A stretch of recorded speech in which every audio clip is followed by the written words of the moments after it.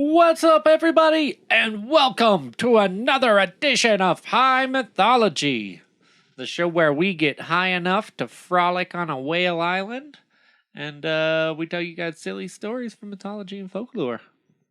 Today, we will be bringing you part 2 of the Sinbad voyages, the many voyages of Sinbad the Sailor. Yeah. Last week, if you joined us, it started off in that very interview with a vampire style. Yes. Sinbad must tell you about his entire life.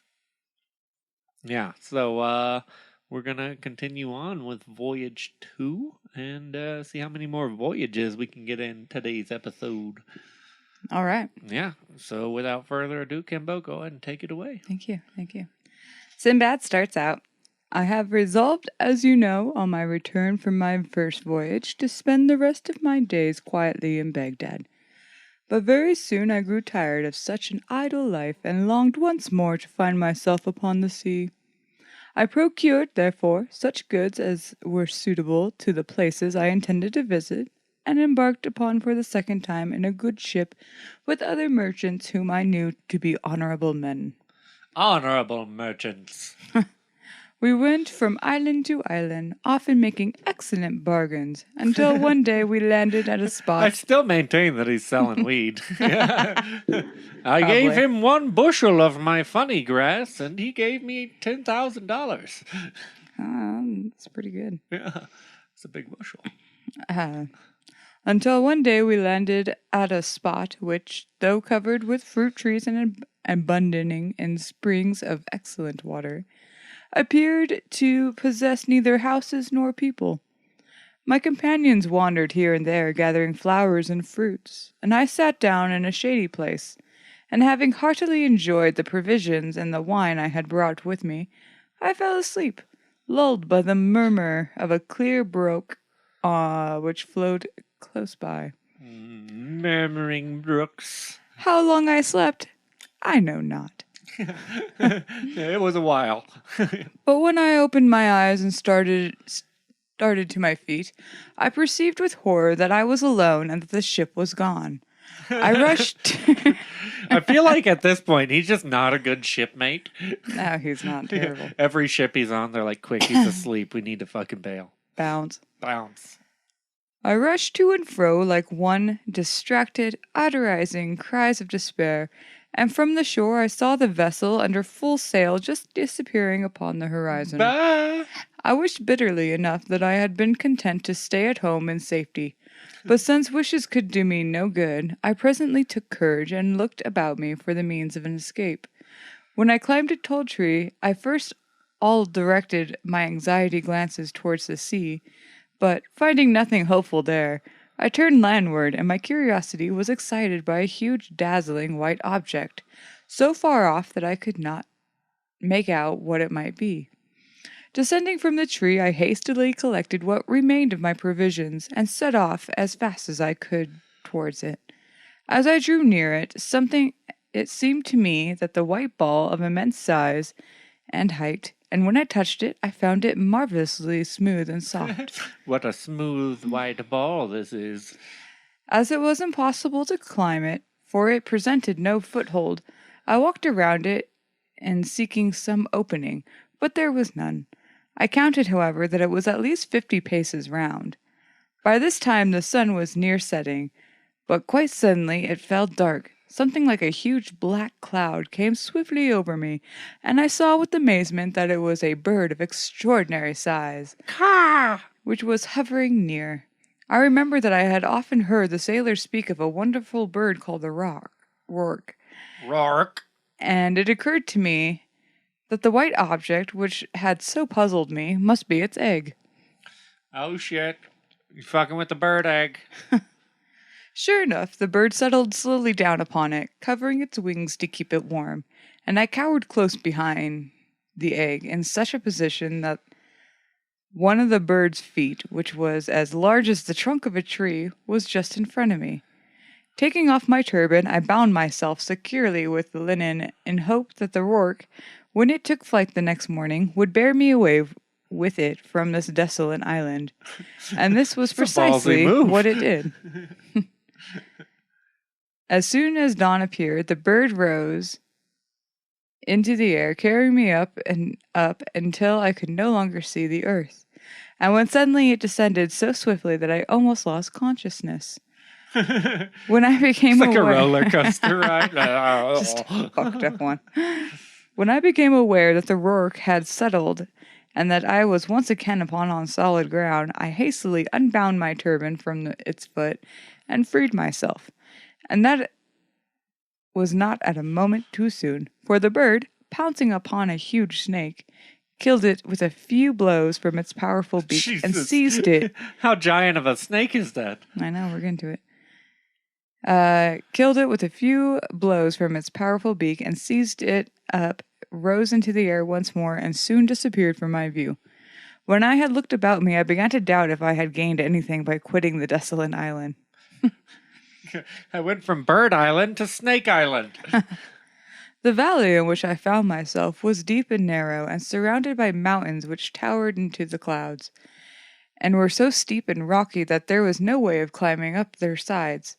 As I wandered about, seeking anxiously for some means of escaping from this trap, I observed that the ground was strewed with diamonds, some of them of an astonishing size. Big-ass diamonds. This sight gave me great pleasure, but my delight was speedily dampened when I also saw a number of horrible snakes, so long and so large that the smallest of them could have swallowed an elephant with ease. Fortunately for me, they seemed to hide in the caverns of the rocks by day and only come out at night, probably because of their enemy the rourke. All day long I wandered up and down the valley, and when it grew dusk, I crept into a little cave, and having blocked up the entrance with a stone, I ate part of my little store of food and lay down to sleep. But all through the night the serpents crawled to and fro, hissing horribly, so that I could scarcely close my eyes for terror. Fucking loud jazz band. Stop doing snake jazz. Fuck me, I'm lost. Said Sinbad.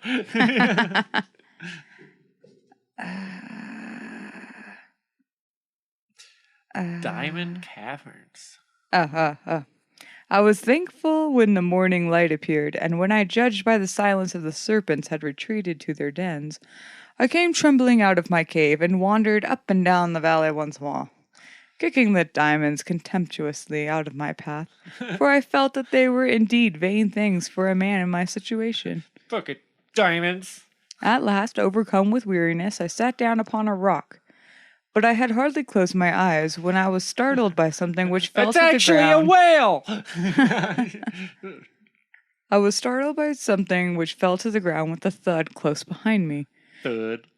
It was a huge piece of fresh meat, and as I stared at it, several more pieces rolled over the cliffs in different places.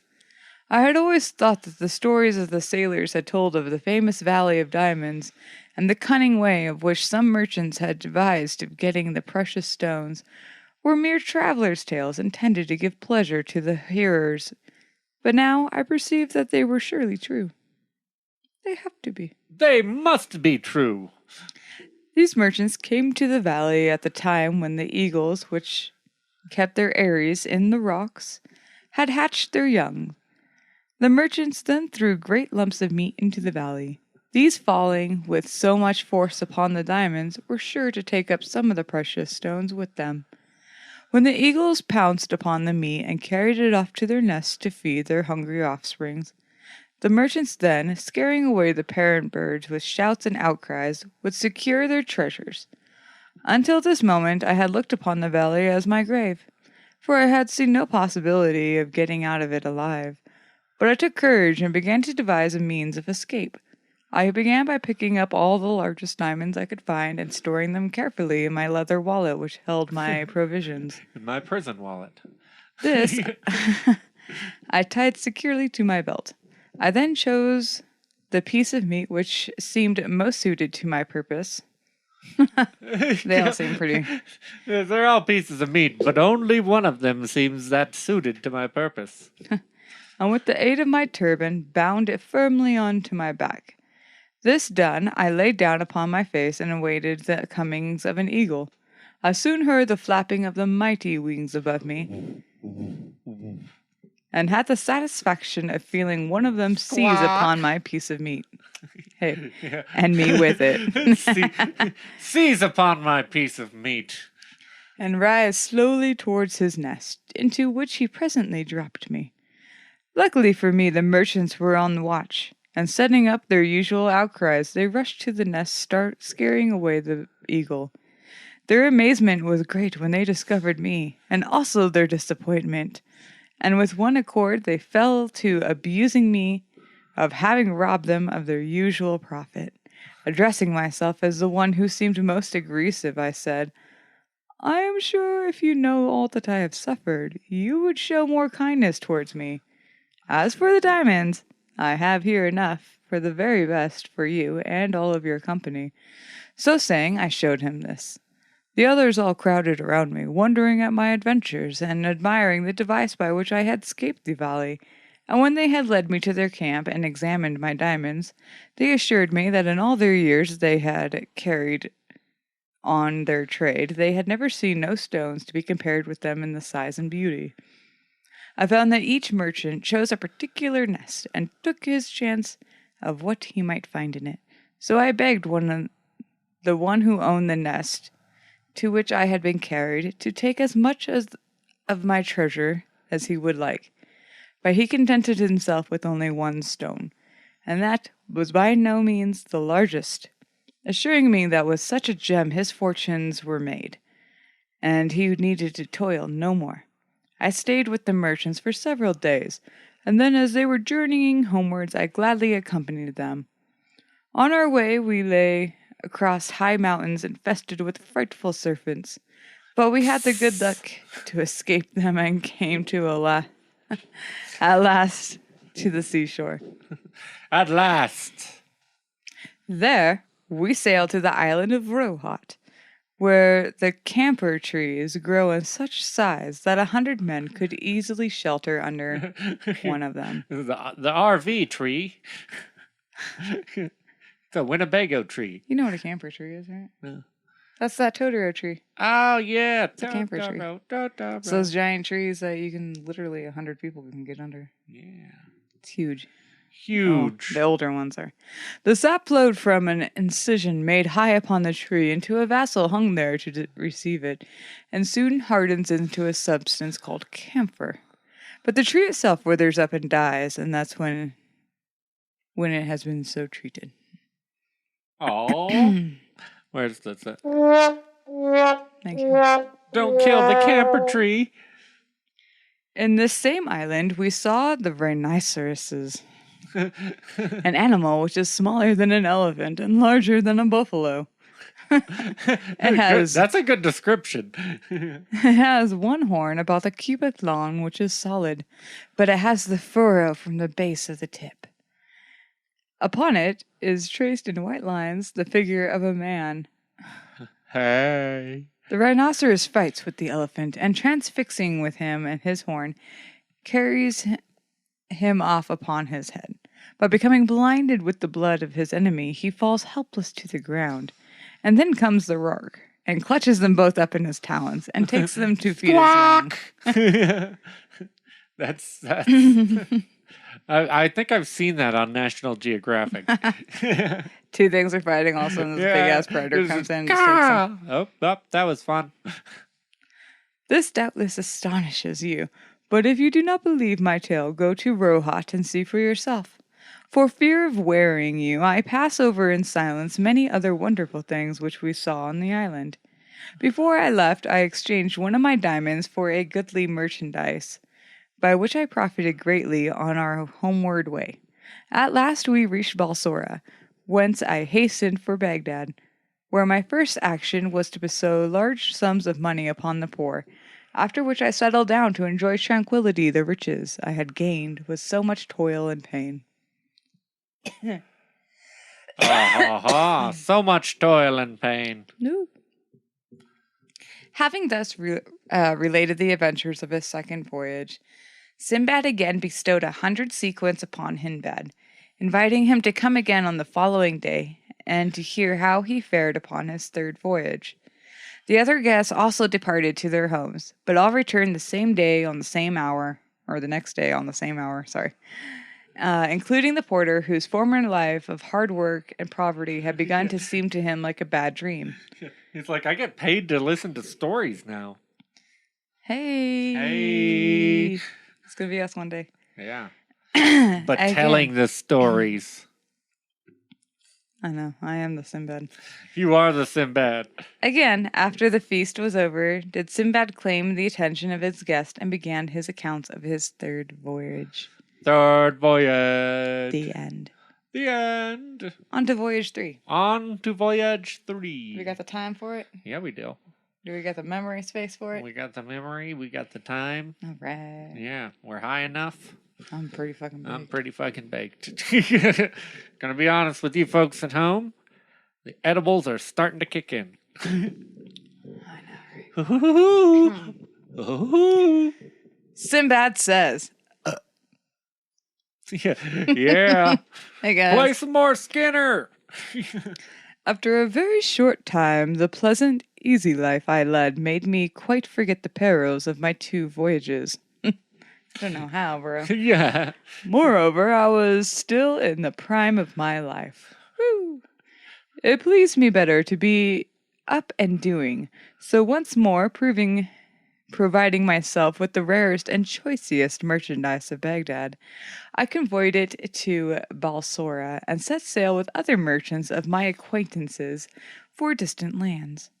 We had touched at many ports and made much profit. Much profits. When one day upon the open seas we were caught by a terrible wind which blew us completely out of our reckoning, and lasting for several days finally drove us to the harbor on a strange island.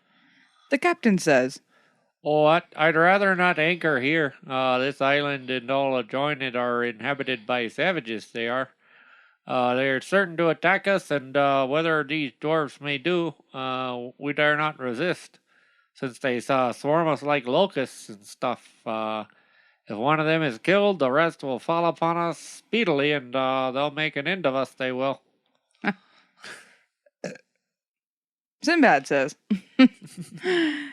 these words cause great consternation. Constipation. Constipation. That's what I was going to say. Sorry. Yeah. Among the ship's company. Your words cause me to not be able to shit. And only too soon were we able to find out that the captain spoke truthfully. There appeared a vast multitude of hideous savages, no more than 2 feet high and covered with reddish fur. Hey, fucker. I'll fuck you up. Wow. Throwing themselves into the waves, they surrounded our vessel, chattering meanwhile in language that we could not understand. Give me that chun-chun. They were clutching at the ropes in the gangways, and they swarmed up the ship's side with such speed and agility that they almost seemed to fly. You may imagine the rage and terror that seized us as we watched them, neither daring to nor hinder them, nor able to speak a word to deter them from their purpose, whatever it might be. Of this we were not left long in doubt.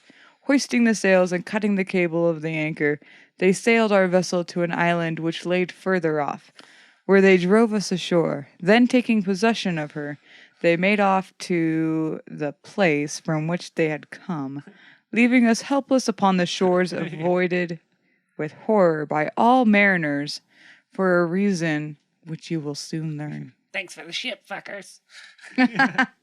Peace. Those guys are savage. Hairy savages. Turning away from the sea, we wandered miserably inland, finding as we went various herbs and fruits which we ate, feeling that we might as well live as long as possible, though we had no hope of escape. Presently we saw in the far distance what seemed to us to be a splendid palace, towards which we turned our weary steps. But when we reached it, we saw that it was a castle, lofty and strongly built. Quite lofty. Pushing back the heavy ebony doors, we entered in the courtyard. But upon the threshold of a great hall beyond it we paused, frozen in with horror at the sight of which greeted us. On one side, fuck. On one side, fuck. On the other side, shit. On one side lay a huge pile of bones. Human bones. Dum, dum, dum. And on the other was a numberless spits for roasting. Overcome Yummy. with despair, we sank trembling to the ground and lay there without speech or motion. Wonder what they cook on the spit. Clearly. The sun was setting, and was a loud noise aroused them. The door... Oh, God. Ooh, hey. The door of the hall violently burst open, and a horrible giant entered. He was as tall as a palm tree, Hey, man. perfectly black, and had one eye, which flamed like a burning coal in the middle of his forehead. Flaming eye. His teeth were long and sharp and grinning horribly, while his lower lip hung down upon his chest. He had ears like an elephant's ears, which covered his shoulders, and nails like for claws from some fierce beast. My Bird. parents were in-laws. At this terrible sight, our senses left us, and we laid like dead men. When at last we came to ourselves, the giant sat examining us attentively with his fearful eye. Huh? When he had looked at us enough, he came towards us, and stretching out his hand, took me by the back of the neck, turning me this way and that, but feeling that I was mere skin and bone, he sat me down again and went to the next, whom he treated in the same fashion. At last he came to the captain, and finding him the fattest of us all, he took him up in one hand and stuck him with a spit, Ouch. and proceeded to kindle it. That's fucked up. Oh, he just wants to play with... Oh, my God. He proceeded to kindle a huge fire at which he presently roasted him. After the giant had eaten, he lay down to sleep, snoring like thunder, while we lay shivering with horror the whole night through. And when day broke, he awoke and went out, leaving us in the castle. When we believed him to be really gone, we started up bemoaning at our horrible fate, until the hall echoed with our despairing cries. Do you hear the echo in the halls? Indeed. Though we were many, and our enemy was all alone, it did not occur to us to kill him. And indeed we should have found that a hard task, even if we had thought of it, and no plan could we devise to deliver ourselves. So at last, submitting to our sad fate, we spent the day in wandering up and down the island, eating such fruits as we could find. And when night came, we returned to the castle, having sought in vain for any other place of shelter anywhere. Any fucking where. Maybe don't go back to the castle. Don't make it Anywhere easy on but him. there. Yeah. Fucking Christ. Yeah, we could have slept in the cave, but the beds in the castle are actually pretty comfortable. At sunset, the giant returned, supped upon one of our unhappy comrades, slept and snored until dawn, and then left us as before. Not Chubby Bill. Our condition seemed to us so frightful that several of my companions thought it would be better to leap from the cliffs and perish in the waves at once, rather than to await such a miserable end. But I had a plan of escape, which I now unfold to them, and which they had at once agreed to attempt. I said to them, "Listen, my brothers, you know that plenty of driftwood lies along the shore. Let us make several rafts and carry them to a suitable place. If our plot succeeds, we can wait patiently for a chance of some passing ship which could rescue us from this fatal island. If it fails, we must quickly take to our rafts. Frail as they are, we may have more of a chance at saving our lives with them than we have if we remain here." Yep. They all Do some agreed. castaway shit. They all agreed with me, and we spent the day building rafts, each capable of carrying 3 people. At nightfall, we returned to the castle, and very soon in came the giant, and one more of our number was sacrificed. Bill, you will be forgotten. Yeah. Oh no, not slightly less chubby Tom. But the time of our vengeance was at hand. As soon as he had finished his horrible repast, he lay down to sleep as before, and when we heard him, he began to snore. I and 9 of my boldest of my comrades rose softly, and each took a spit, which we made red hot in the fire. And then, at that, a given signal, we plunged it with one accord into the giant's eyes, completely blinding him. Uttering a terrible cry, he sprung to his feet, clutching in all directions to try to seize one of us. But we had all fled different ways as soon as the deed was done, and we threw ourselves flat upon the ground in corners where he was not likely to touch us with his feet. Quick, hide.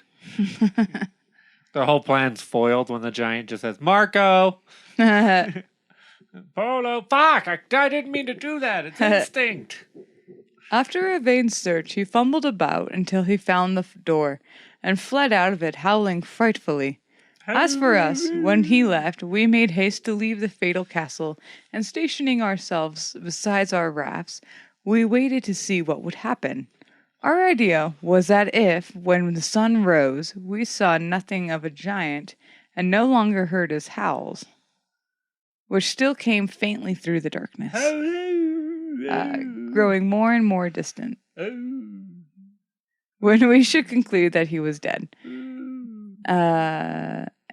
we might safely stay upon the island and need not risk our lives upon the frail rafts. But alas! The morning light showed our enemy approaching us, supported on either hand by 2 other giants, nearly as large and as fearful as himself. Did you kill our mentally challenged brother? Did you stab him in the eye? It's like blind. Did you blind him? Yeah. While a crowd of others followed close upon their heels. Hesitating no longer, we clambered upon our rafts and rowed with all our might out to sea. The giants, seeing their prey escaping them, seized up huge pieces of rock and waded into the water and hurled them after us with such good aim that all the rafts, except for the one I was on, was swamped. Yeah, fuck all you guys. And their luckless crews drowned, without our being able to do anything to help them. Indeed, I and my 2 companions had all we could to do to keep our own raft beyond the reach of the giants. But by dint of hard rowing, we at last gained the open sea. Here we were at the mercy of the winds and waves, and tossed us to and fro all that day and night. But the next morning we found ourselves near an island, which we gladly landed. This is a nice island. Sinbad's over there like, I hope it's not a whale. I know, right? Every time. You would think. Yeah. But no. It's all fucking whales, man. Everything's a whale.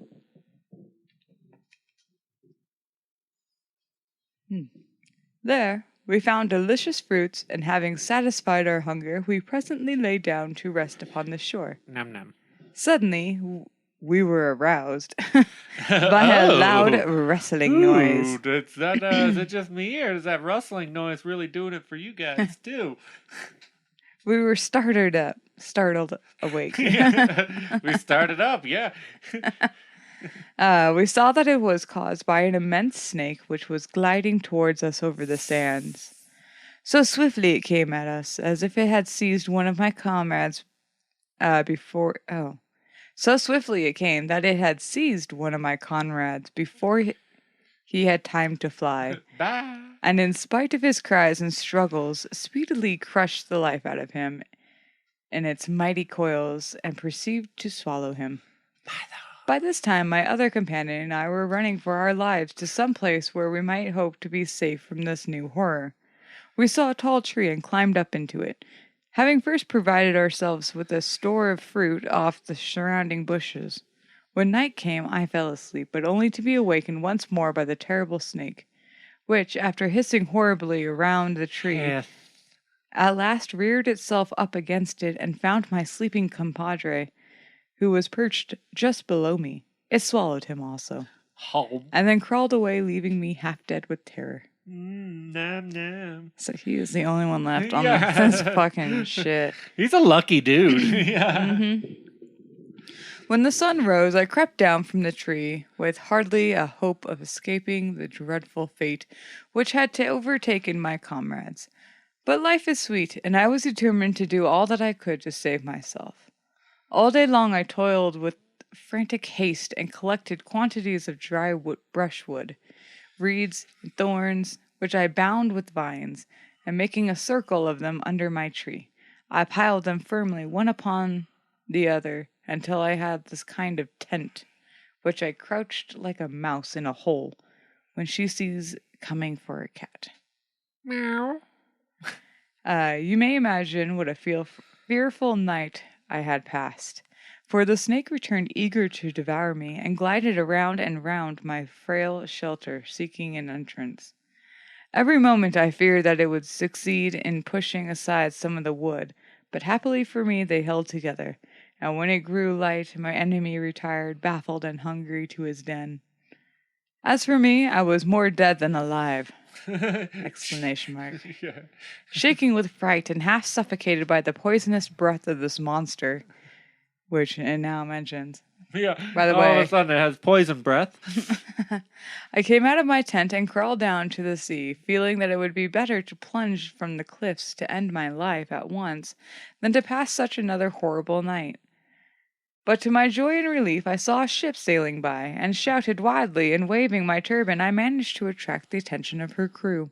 Hey. A boat was sent to rescue me, and very soon I found myself on board, surrounded by a wandering crowd of sailors and merchants, eager to know by what chance I had found myself in that desolate island.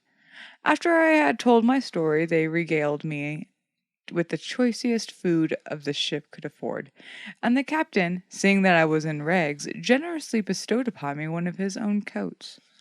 After sailing about some time and touching at many ports, we came at last to the island of Salahat, where saddlewood grows in great abundance. Here we anchored, and as I stood watching the merchants disembarking their goods and preparing to sell or exchange them, the captain came to me and said, My brother, I have some merchandise belonging to a passenger of mine who is dead. Will you do me a favor and trade with it? When I meet his heirs, I will have some money to give them. I will pay you for your trouble. I have here... Oh, whoa. I have here, brother, some merchandise. Sorry, I guess I never fucking deleted that part. Sorry. Sinbad continues his story. I consented greatly, for I did not like standing by idle, whereupon he points the bales. That doesn't seem right to me, right? Huh? Oh, yeah. Pointed the bales out to me. Oh, yeah, okay, Yeah, more okay. bales of weed. And sent for the person whose duty it was to keep a list of goods that were on his ship. When this man came, he asked in what name the merchandise was to be registered. The captain says, In the name of Sinbad the sailor. Dum, dum, dum, dum, dum, dum. Sinbad continues. At this I was greatly surprised, but looking carefully at him, I recognized him to be the captain of the ship upon which I had made my second voyage. Though he had altered much since at that time, as for him believing me to be dead, it was no wonder that he had not recognized me. So I asked him, the merchant who owned these bales was called Sinbad? The captain replies, Yes, he was so named. He belonged to Baghdad after joining my ship at Balsora. We stopped on an island to fill up our water casks. It was a deserted island, and did not notice his absence until after 4 hours, after we pulled the sails up and totally bailed on him. By then, the wind was too strong to turn around, I guess. I mean, he's kind of an annoying guy, so we weren't really trying. I see my typo there. Yeah. You fixed it. Oh, no, we noticed, bitch. I like that. We're at peace. She wrote it. It was a deserted island, and we did notice his absence. And 4 hours after we left, we pulled up the sails. We're like, fuck this bitch. Go. Go. He keeps trying to tell us his entire life story. For real. Oh my god, that was fucking funny. So Sinbad asks, Do you suppose him to have perished then? So the captain answers, Oh, yes, definitely. For sure he is dead. No way he's swinging that around anymore. Yeah. So Sinbad replies, Why, Captain? Look well at me. I am that Sinbad who fell asleep upon the island and awoke to find himself abandoned. Asshole. Fuck. The captain stared at me in amazement and was convinced that I was indeed speaking the truth and rejoiced greatly at my escape. The captain says, I am glad to have that piece of carelessness off of my conscience at any rate. Now, brother, take your goods and profit from them, and may you ever be prosperous, prosper in the future. Future prosperations to you. So Sinbad continues, I'm just going to pass you. Sorry.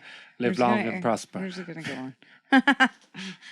I took them gratefully, and as we went from one island to another, I laid in stores of cloves, cinnamons, and other spices. And in one place I saw a tortoise which had 20 cubits long, and as many broad. Also a fish that was like a cow and had the skin so thick that it was used to make shields. Manatee? So by degree, we came back to Balsora, and I returned to Baghdad with so much money that I could not count it myself. Besides treasures without end, I gave largely to the poor and bought much more land, and added to what I already possessed, thus ending my third voyage. And let me rub it in again how much of a baller I am compared to you. When Sinbad had finished his story, he gave another 100 sequins to Hindbad, who then departed with other guests. But the next day, when they had all reassembled and the banquet was ended, their host continued his adventures. Continuation of adventures. Well, yeah, I think we're good there. We're gonna go ahead and cut it off and come back for voyage 4 on Saturday. Right? Yeah, I guess. Yeah. You know the schedule better than me. I'm Yeah. just reading. Yeah. Saturday we'll pick right back up on voyage 4 and keep going on with our voyages here. Hope you folks have liked it. Be sure to let us know what you think. You can find us on Twitter at HowleyBoys.